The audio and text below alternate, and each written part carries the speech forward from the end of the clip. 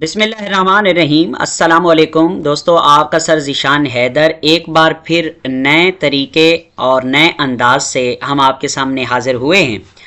आज की इस वीडियो में हम देखेंगे कि फर्स्ट ईयर केमिस्ट्री में से जो चैप्टर नंबर 1 है, इसमें से कौन कौन से क्वेश्चन बन सकते हैं। आप जानिए, मेरा ये जो लेक्चर है ये इतनी अहम है कि आप हैरान हो जाएंगे सुन के। वो कौन सी बात है जो मैं आपको बताना चाहता हूं, वो ये है कि इस चैप्टर से जितने भी पॉसिबल शॉर्ट क्वेश्चन पेपर में बनने के 95% चांसेस हैं, वो मैंने इधर बना दिए हैं। अच्छा, अब ये जो आज का लेक्चर है ये अकॉर्डिंग टू ALP है। ALP स्टैंड फॉर कि 2026 के पेपर में जो हमें सिलेबस दिया गया है, स्मार्ट सिलेबस, उसी के मुताबिक ये क्वेश्चन अरेंज किए गए हैं। अच्छा, अब ये जो आपके सामने क्वेश्चंस होंगे, ये क्वेश्चन वो तमाम क्वेश्चन इसमें शामिल होंगे जो क्विक चेक हैं, इम्पॉर्टेंट हैं, पेपर में आ सकते हैं, और जो एक्सरसाइज से शॉर्ट क्वेश्चन हैं, बहुत ज़्यादा अहम हैं, वो भी आ सकते हैं। वो भी मैंने इधर लिखे हुए हैं। और मज़े की बात, मैंने सिर्फ इधर क्वेश्चन नहीं लिखे हुए, बल्कि क्वेश्चन के साथ उनके आंसर भी मैंने पेस्ट किए हुए हैं। ठीक हो गया। और तीसरी बात यह है कि मैं इस लेक्चर में आपको ये क्वेश्चन डिटेल से समझाऊंगा नहीं। मैंने ये ऑलरेडी क्वेश्चन समझाए हुए हैं अपने लेक्चर्स में, एक्सरसाइज के लेक्चर्स में एक्सरसाइज वाले क्वेश्चन समझाए हुए हैं, और अंदर जो क्वेश्चंस बनते थे वो भी मैंने समझाए हुए हैं। मैं सिर्फ आपको ओवरव्यू दूंगा और आपको बताऊंगा कि ये क्वेश्चन पेपर में बन सकते हैं चैप्टर नंबर 1 से। और आप जानते हैं कि 2026 के पेपर में चैप्टर नंबर 1 से लॉन्ग क्वेश्चन बिल्कुल नहीं है, सिर्फ शॉर्ट क्वेश्चन ही आने हैं। तो जितने भी शॉर्ट क्वेश्चन बनेंगे वो मैंने सारे दे दिए हैं। और अगली बात सुन लीजिए, ये पढ़ाने के बाद जब आप मेरा लेक्चर ये सुन लेंगे तो आपको डिस्क्रिप्शन में इस PDF नोट्स का लिंक भी मिल जाएगा, वहां से आप ये नोट्स भी डाउनलोड कर सकते हैं। और इन नोट्स से आप तैयार करें क्वेश्चन, आपकी मर्जी, या ऑलरेडी आपने अपनी टेक्स्ट बुक से या हेल्पिंग बुक से जो तैयार किए हुए शॉर्ट क्वेश्चन वहां से तैयार करें, आपकी मर्जी। मैंने ये कोशिश जरूर की है कि जो क्वेश्चन मैंने पहले पढ़ाए थे, बोर्ड पे लिखे थे, वही क्वेश्चंस के आंसर सेम टू सेम इधर पेस्ट कर दूं, मगर फिर भी आगे पीछे हो सकता है। तो ये आप पे डिपेंड करता है, आपने तैयारी कहां से करनी है। क्वेश्चन मैंने आपको इधर जो दे दिए हैं, बस यही क्वेश्चन ही आपने करने हैं। These are so much important. बल्कि इंपॉर्टेंट का लफ्ज अगर मैं हटाकर ये बोलूं कि पॉसिबल शॉर्ट क्वेश्चंस, यानी इस चैप्टर में से जितने भी बन सकते हैं, वो तकरीबन मैंने सारे इधर लिख दिए हुए हैं। तो अपना वक्त जाया किए बिना आइए शुरू करते हैं आज का हमारा लेसन। तो सबसे पहला क्वेश्चन नंबर जो 1 है, ये वही है जो क्विक चेक 1.2 है हमारी इसी टेक्स्ट बुक में। सवाल है, X belong to group 14 and period 2। एक एलिमेंट है जो 14 ग्रुप से बिलोंग करता है और पीरियड 2 में पाया जाता है। तो उसके बारे में आपसे कुछ चीजें पूछेगा। वो पहली चीज क्या पूछ रहा है, right the electronic configuration of X। इस एलिमेंट के इलेक्ट्रॉनिक कन्फिग्रेशन करें। दोस्तों, इलेक्ट्रॉनिक कन्फिग्रेशन तो उस वक्त होगी जब हमें पता चलेगा कि ये कौन सा एलिमेंट है। तो जानने के लिए X बिलोंग टू पीरियड 2 है, तो इसका मतलब इसके इट हैज़ 2 शेल। हमें पता है कि जो पीरियड नंबर है वो किसी भी एटम के अंदर शेल की तादाद को बताता है। तो इसका मतलब 2 शेल हैं, इसमें 2 शेल हैं, और 14 ग्रुप से ताल्लुक रखता है। तो इसका मतलब इसके आखिरी शेल में 4 इलेक्ट्रॉन हैं। ये मैंने पढ़ाया हुआ है ऑलरेडी भी क्वेश्चन। तो अब उसकी इलेक्ट्रॉनिक कन्फिग्रेशन कैसे होगी। वैलेंस शेल में 4 इलेक्ट्रॉन हैं दोस्तों, टोटल 2 शेल हैं। पहले शेल में 2 इलेक्ट्रॉन, दूसरे शेल में यानी आखिरी शेल में, वैलेंस शेल में 4 इलेक्ट्रॉन। तो 2 और 4 कितने हो गए, 6। तो 6 जिसके अंदर इलेक्ट्रॉन होते हैं वो कार्बन होता है, तो कार्बन ही है ये। और इसके इलेक्ट्रॉनिक कन्फिग्रेशन हमने इधर कर ली हुई है, 1s2 2s2 2p2। Okay, next दूसरा पोर्शन है, identify the block of the element. Carbon किस ब्लॉक में पाया जाता है, ये सबको पता है, कार्बन एक नॉन मेटल है और राइट साइड पे पीरियोडिक टेबल में होता है। तो ये P ब्लॉक के अंदर पाया जाता है। इसके अंदर टोटल इलेक्ट्रॉन भी 6 हैं और इसका एटॉमिक नंबर भी 6 है। तो देयरफॉर एलिमेंट कौन सा है, कार्बन है। आगे चलते हैं, अब हम इसी क्विक चेक का क्वेश्चन B देखते हैं। Identify an element that is in period 4 and group 17। चौथे पीरियड में है और 17 ग्रुप में है। 17 ग्रुप का मतलब है हेलोजन वाले ग्रुप में है, और होगा भी ये हेलोजन से। तो अगर चौथे पीरियड की बात करें तो ये ब्रोमीन होता है। ये भी मैंने आपको वहाँ बड़ी डिटेल के साथ समझाया और पढ़ाया हुआ है। मैं बार बार नहीं कहूँगा, आप मेरे लेसन्स देख सकते हैं और आपने यकीनन मेरे लेसन पढ़े हुए भी हैं जो बच्चे मुझे फॉलो करते हैं। अब हम क्वेश्चन नंबर 2 देखते हैं। क्वेश्चन नंबर 2 है, state modern periodic law. Modern periodic law को डिफाइन करें या स्टेटमेंट लिखें तो ये स्टेटमेंट बुक में मौजूद है। The physical and chemical properties of elements are periodic function of their atomic number. यानी इसका मतलब है कि अगर हम एटॉमिक नंबर की बुनियाद पर एलिमेंट्स को अरेंज करते हैं पीरियोडिक टेबल के अंदर तो खास वक्फों के बाद फिजिकल और केमिकल प्रॉपर्टीज में रेपिटेशन आती है। उसके बाद नेक्स्ट क्वेश्चन नंबर 3 देखें, ये लिखा हुआ है QC.1.3.A। इसका मतलब है क्विक चेक 1.3 का A पार्ट। और सवाल क्या है, विच factors affect atomic and ionic radii. Atomic और आयोनिक रेडियाई को कौन से फैक्टर अफेक्ट करते हैं? तो ये 3 फैक्टर हैं, नाम लिखने आपने, atomic number, effective nuclear charge और शील्डिंग इफेक्ट। नेक्स्ट क्वेश्चन है चौथा सवाल, describe the variation of atomic radii in the periodic table. Periodic table में एटॉमिक रेडियाई का जो है आपने वो वेरिएशन लिखनी है। आप इसको यूं भी कह सकते हैं कि पीरियोडिक ट्रेंड लिखें एटॉमिक रेडियाई का अक्रॉस द पीरियड और डाउन द पीरियड। ठीक है, आपको पता है कि जनरली जो है एटॉमिक रेडियस डिक्रीज होता है लेफ्ट टू राइट, ठीक है, और इंक्रीज होता है टॉप टू बॉटम। वजह ये नीचे लिखी हुई है, आपको मैंने ऑलरेडी पढ़ाई हुई भी है और आपको पता भी है। ठीक है, तो मैं इधर दोबारा से आपको दोबारा नहीं पढ़ाऊंगा, सिर्फ मैंने आइडिया देना है। मैंने आपको पहले भी बताया कि आज की इस रिकॉर्डिंग में हम सिर्फ आइडिया लेंगे बस। नेक्स्ट है क्वेश्चन नंबर 5। क्वेश्चन नंबर 5 है कि why cation is smaller than parent atom. Parent atom से कैटाइन क्यों छोटा होता है? क्योंकि पेरेंट एटम को जब हम कैटाइन में चेंज करते हैं तो उसमें से इलेक्ट्रॉन रिमूव कर देते हैं। जब हम इलेक्ट्रॉन निकालते हैं तो शेल भी वहाँ से जा सकता है और बचा हुआ जो शेल होता है उसके ऊपर न्यूक्लियस का चार्ज बढ़ जाता है, जिसकी वजह से साइज कम हो जाता है कैटाइन का। तो ये आप देख सकते हैं कि सोडियम एटम है 186 पिकोमीटर इसका साइज है और यह एटॉमिक रेडियस है, और सोडियम प्लस का यानी उसके कैटाइन का 95 पिकोमीटर है। तो ये हम पढ़ा चुके हैं, आंसर बड़ा ही प्यारा आपके सामने लिखा हुआ है। नेक्स्ट है question number 6, why the an ionic radius is greater than atomic radius. ये हमारी एक्सरसाइज का क्वेश्चन नंबर एल है कि आई है, ये मुझे अब नहीं समझ आ रही कि एक्सरसाइज का आई है कि एल है, ये आप देख लीजिएगा, यकीनन एल ही होगा ये। तो एनाइन का साइज हमेशा बड़ा होता है क्योंकि जब कोई भी एटम के अंदर इलेक्ट्रॉन ऐड होता है तो आखिरी शेल के अंदर एक इलेक्ट्रॉन का इजाफा हो जाता है, तो इलेक्ट्रॉन को रिपेल करते हैं जिसकी वजह से साइज बढ़ जाता है। जैसे सिंपल एटम क्लोरीन का साइज 99 पिकोमीटर है और क्लोराइड का जो साइज है दैट इज 181 पिकोमीटर। तो आंसर आपके सामने मौजूद है, इसको आप टैली कर सकते हैं, इसको देख सकते हैं। ठीक हो गया। नेक्स्ट उसके बाद हम चलते हैं क्वेश्चन नंबर 7 पे। आप क्वेश्चन नंबर 7 स्क्रीन के ऊपर देख रहे हैं, give variation of ionic radii across the period. अच्छा, आयोनिक रेडियाई की वेरिएशन भी सेम वैसे होती हैं जैसे एटॉमिक रेडियाई की होती हैं। तो variation of ionic radii across the period, तो इसको मैं कैसे पढ़ूंगा, variation of ionic radii across the period within a period isoelectronic positive ion show a decrease in ionic radius from left to right। isoelectronic का मतलब है same number of electron, जैसे कि सोडियम प्लस और Mg+2 और Al+3 इन तीनों के अंदर 10-10 इलेक्ट्रॉन हैं, तो लेफ्ट टू राइट इनका साइज कम हो रहा है, यानी Na का ज़्यादा है, Na पॉजिटिव का, Mg+2 का कम है और Al+3 का और कम है। सेम इसी तरह से P-3, S-2 और Cl-1 इन सब के अंदर 18-18 इलेक्ट्रॉन हैं और लेफ्ट टू राइट इनके साइज में कमी आ रही है। तो उसके बाद नेक्स्ट देखें, डिफाइन शील्डिंग इफेक्ट, या इसका दूसरा नाम स्क्रीनिंग इफेक्ट है। यह आपको पढ़ाया हुआ है कि इनर इलेक्ट्रॉन की वजह से न्यूक्लियस और आखिरी शेल के इलेक्ट्रॉन के दरमियान जो अट्रैक्शन है उसमें कमी आ जाने को शील्डिंग इफेक्ट कहते हैं। शील्डिंग इफेक्ट जो है वो लेफ्ट टू राइट तकरीबन कांस्टेंट रहता है छोटे पीरियड में, और ऊपर से नीचे इंक्रीज होता है, बढ़ता है, क्योंकि ऊपर से नीचे नंबर ऑफ इनर वेनिंग इलेक्ट्रॉन जो है वो भी बढ़ते हैं।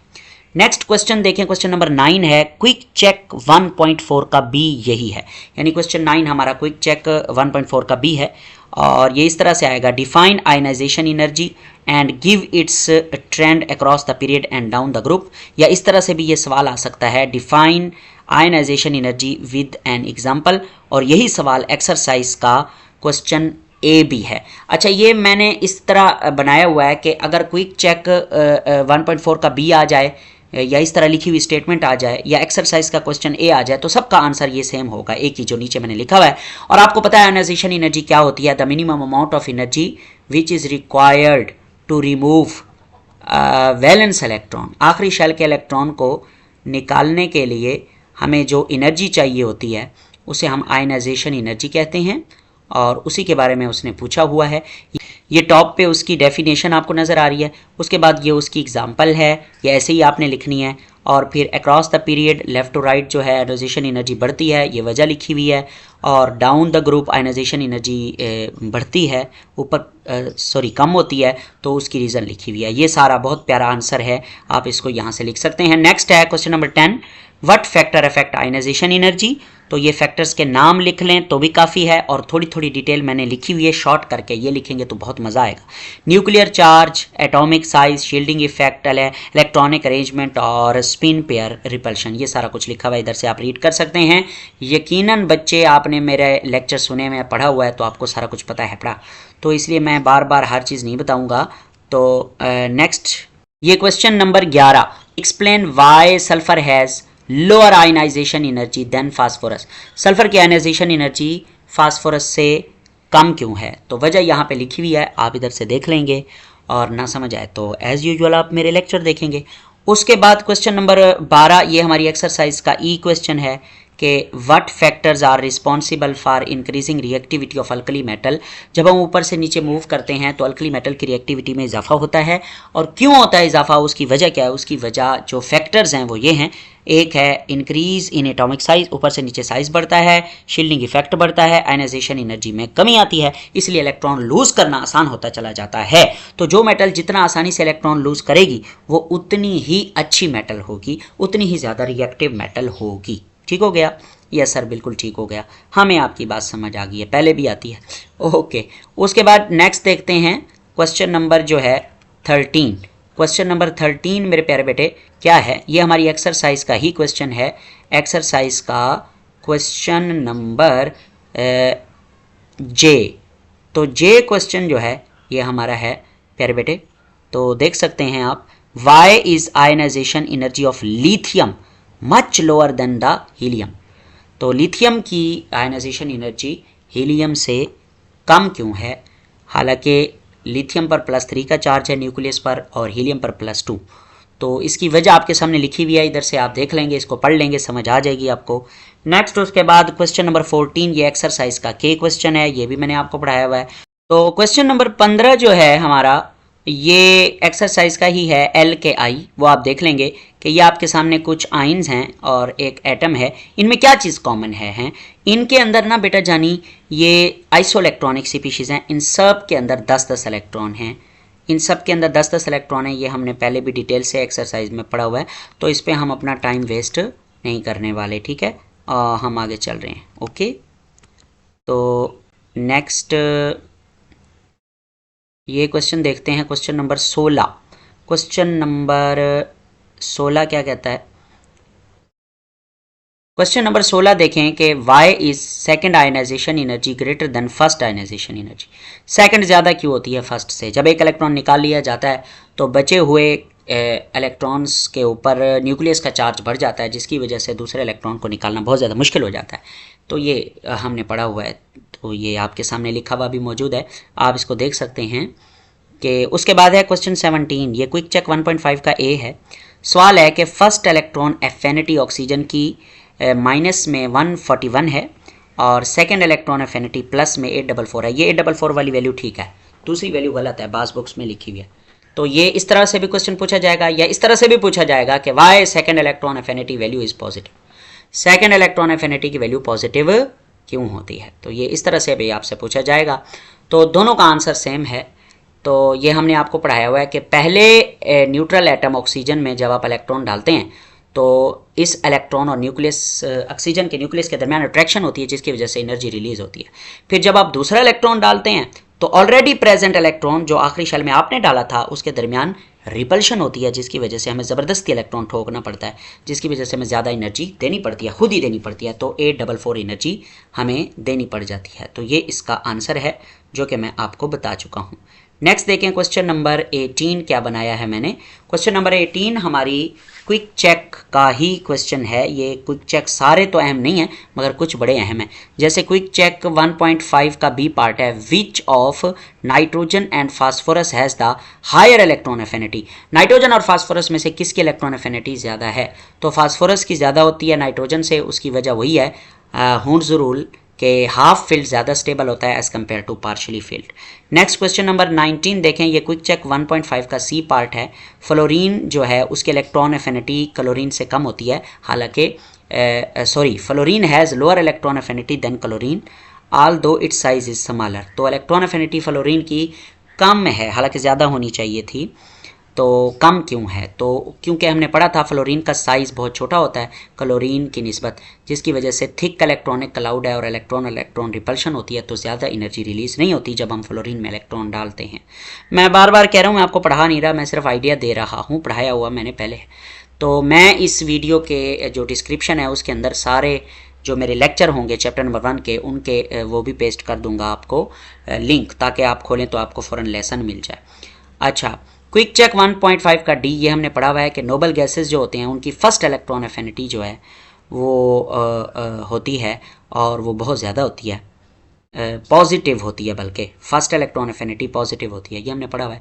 क्योंकि इनके अंदर इलेक्ट्रॉन आप डाल ही नहीं सकते, ज़बरदस्ती डालने पड़ते हैं, जगह ही नहीं होती नोबल गैसेस में, तो इसीलिए ज़बरदस्ती डालने के लिए आपको एनर्जी देनी पड़ती है। तो ये खुद ब खुद काम नहीं होता, आपको एनर्जी देनी पड़ती है, मैं बार बार यही कह रहा हूँ। तो ये भी सवाल हमने आपको पढ़ाया हुआ है। नेक्स्ट हम आगे चलते हैं, ये सारे मैंने आपको पढ़ाए हुए हैं सवाल, तो बार बार नहीं टाइम आपका वेस्ट करना चाहिए, ना ही मेरा अपना टाइम वेस्ट होना चाहिए, ना आपका।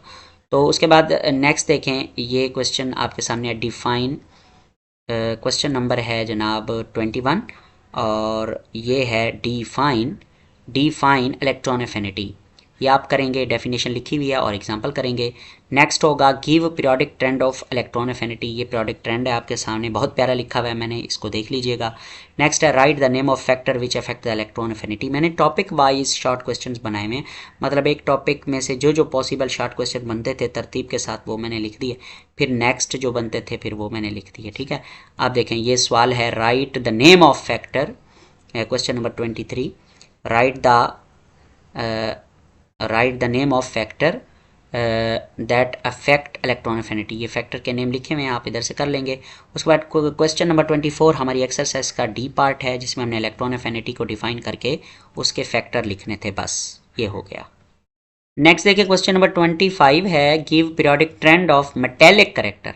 हाँ, metallic character left to right जो है वो डिक्रीज होता है, और टॉप टू बॉटम जो है वो बढ़ता है, ये आपने पढ़ा हुआ है। लेफ्ट टू राइट साइज घटता है, जिसकी वजह से इलेक्ट्रॉन लूज करना मुश्किल होता चला जाता है, तो मेटेलिक करेक्टर में भी कमी आती है।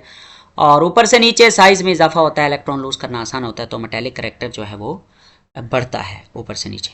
नेक्स्ट है क्वेश्चन नंबर 26, ये क्विक चेक 1.7 का ए पार्ट है, ये हमने पहले किया हुआ है। What is the nature of oxides and hydroxides of Na and Mg। तो Na और Mg जो हैं ये मेटल्स हैं, इनके जो ऑक्साइड्स हैं वो बेसिक होते हैं, और इनके हाइड्रोक्साइड भी बेसिक्स होते हैं, ये रिएक्शन भी आपने करने होते हैं। नेक्स्ट क्वेश्चन नंबर 27 है, क्विक चेक 1.7 का बी पार्ट भी है, ये भी हमने पहले किया हुआ है कि could you predict about the reactivity of calcium, group 2 से ताल्लुक़ रखता है, when react with water and oxygen.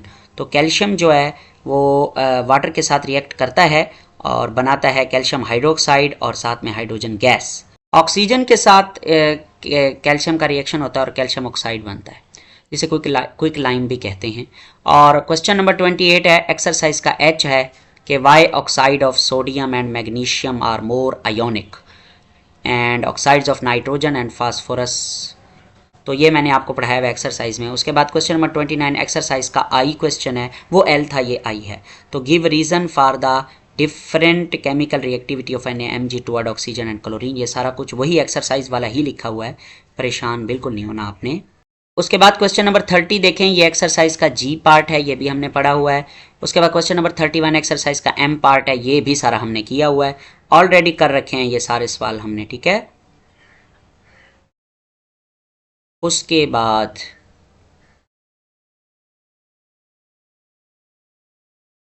Question number 32, ये हमारा क्विक चेक 1.8 का ए पार्ट है, ये भी मैंने आपको पढ़ाया हुआ है। और क्वेश्चन नंबर 33 क्विक चेक 1.8 का बी पार्ट है, ये पढ़ाया हुआ है, लिखा हुआ भी है, बार बार नहीं पढ़ाऊंगा। क्वेश्चन नंबर 34 में से क्विक चेक 1.8 का सी पार्ट है, ये सारे अहम हैं, इसलिए तो मैं आपको बार बार याद दहानी करा रहा हूँ कि ये हमने पढ़े हुए हैं। तो ये क्वेश्चन आप करेंगे सारे। सर कितने होंगे, कोई 200 क्वेश्चन होंगे चैप्टर नंबर 1 के? जी नहीं, बिल्कुल ये 40 या 42 क्वेश्चन ही हैं पूरे चैप्टर के। पूरे चैप्टर के ये इतने ही क्वेश्चन हैं बस, आपने जो करने हैं सारे करने हैं। अच्छा, क्विक चेक 1.8 का डी 35 क्वेश्चन बनता है। क्विक चेक 1.9 का ए, ये आपने कैलकुलेट करनी होती है। ऑक्सीडेशन स्टेट ये मैं बड़े बेहतरीन तरीके से चैप्टर नंबर 10 में भी पढ़ा चुका हूँ, इधर भी मैंने बताया था, तो ये आपने कर लेना है। तो नेक्स्ट में आगे चल रहा हूँ क्वेश्चन नंबर 37 और 38 पे। 37 क्वेश्चन जो है ये क्या है, 37 है क्विक चेक 1.9 का बी पार्ट है, ये भी हमने पढ़ा हुआ है। और एक्सरसाइज का एफ है, यानी कि दोनों का जवाब सेम है, ये आप यहाँ से करेंगे। उसके बाद वैलेंसी या oxidation state of noble gases zero क्यों होती है, क्योंकि ना तो ये इलेक्ट्रॉन गेन करते हैं, ना ये इलेक्ट्रॉन लूज करते हैं, ना ये इलेक्ट्रॉन शेयर करते हैं, तो इसलिए इनकी ना तो वैलेंसी होती है कोई, ना ही ऑक्सीडेशन स्टेट, जीरो ही होती है दोनों। उसके बाद क्वेश्चन नंबर 39 देखें, what is the difference between acidic and basic oxide, ये आप टेक्स्ट बुक से करेंगे या इधर से कर लें। जो ऑक्साइड्स पानी में जाके पानी को बेसिक कर दें वो बेसिक ऑक्साइड होते हैं, और वो मेटल के होते हैं, मेटल के ऑक्साइड्स बेसिक होते हैं, ये एग्जांपल्स हैं। और एसिडिक ऑक्साइड्स होते हैं नॉन मेटल के, ये पानी में जाके नॉन मेटल के ऑक्साइड जो हैं पानी में जाके वो एसिड्स पैदा करते हैं, इसलिए उन्हें एसिडिक ऑक्साइड्स कहा जाता है। ठीक है, यस सर ठीक है। बोर तो नहीं हो रहे, तो हो भी गए हो तो बस लेक्चर भी ख़त्म होने वाला है, आप बोर हो गए हो तो मैं क्या करूँ, अंडा कौन सा लूँ। ये देखें, ये मेरे बेटे व्हाट आर एम्फोटेरिक ऑक्साइड्स, ऐसे ऑक्साइड्स जो बोथ एसिडिक और बेसिक बिहेवियर शो करते हों। इसमें आप ये डेफिनेशन लिखेंगे, ये 3 एग्जांपल लिखेंगे, और ये 2 रिएक्शन ज़रूर लिखिएगा एल्युमिनियम वाले, ये बच्चे यहाँ पे गलती करते हैं, NaLO2 है तो ये। उसके बाद क्वेश्चन नंबर 42 देखते हैं कि why the basicity of group second A metal oxide increase on descending a group of periodic table. जब हम ऊपर से नीचे आते हैं तो बेसिसिटी बढ़ती है, क्यों, क्योंकि साइज़ बढ़ता है और मेटालिक करैक्टर बढ़ता है और आयनाइजेशन एनर्जी डिक्रीज होती है, इसलिए बेसिसिटी बढ़ती है। और ये उनका बेसिसिटी ऑर्डर है, यानी बेरिलियम ऑक्साइड कम बेसिक है, उससे ज़्यादा मैग्नीशियम का, उससे ज़्यादा कैल्शियम का, उससे ज़्यादा स्ट्रॉन्शियम का, और सबसे ज़्यादा बेरियम का ऑक्साइड बेसिक इन नेचर होता है। तो ये जो है हमारे क्वेश्चंस थे, तकरीबन यही थे, और बिल्कुल भी नहीं है, आपने इनको अच्छी तरह से तैयार करना है। ये मैंने बनाए हैं, मैंने इनको सिलेक्ट किया है सिर्फ कि भी ये क्वेश्चन चैप्टर नंबर 1 से बन सकते हैं। तो थैंक यू वेरी मच, बहुत शुक्रिया। आप मेरा लेक्चर सुनेंगे, यकीनन आपको फ़ायदा होगा। आपने डिस्क्रिप्शन से इसके PDF को डाउनलोड कर लेना है। मिलते हैं दूसरे चैप्टर के लेसन में, ये सारे क्वेश्चन बहुत अहम हैं। अल्लाह हाफिज़। कमेंट सेक्शन में बताइएगा कि ये क्वेश्चन मैं बोर्ड पे लिख दूं क्वेश्चंस, और आंसर और क्वेश्चन पूरा PDF अगर मैं उधर शेयर कर दूं आपको, इसमें क्या नाम है यार, डिस्क्रिप्शन में, तो वो ज़्यादा बेस्ट नहीं होगा इस तरह से, ये आप बताएंगे मुझे, फिर मैं अगली वीडियो वैसी बनाऊंगा।